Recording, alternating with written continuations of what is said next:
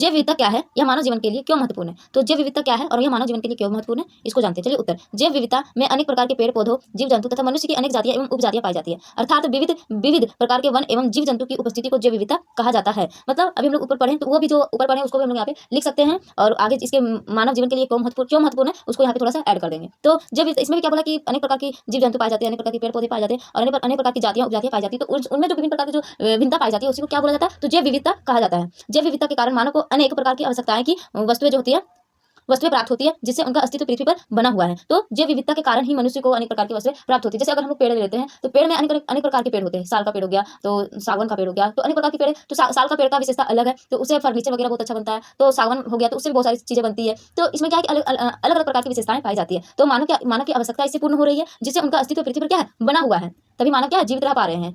तो और क्या, अतः जैव विविधता मानव जीवन के लिए अत्यंत महत्वपूर्ण है। इसलिए क्या, जैव विविधता मानव जीवन के लिए अत्यंत ही महत्वपूर्ण है। आई होप आप लोगों को ये समझ में आया हो, और अगर समझ में आया तो प्लीज़ वीडियो को लाइक कीजिए और चैनल को सब्सक्राइब जरूर कीजिएगा और जितना हो सके कमेंट करके मुझे बताइए।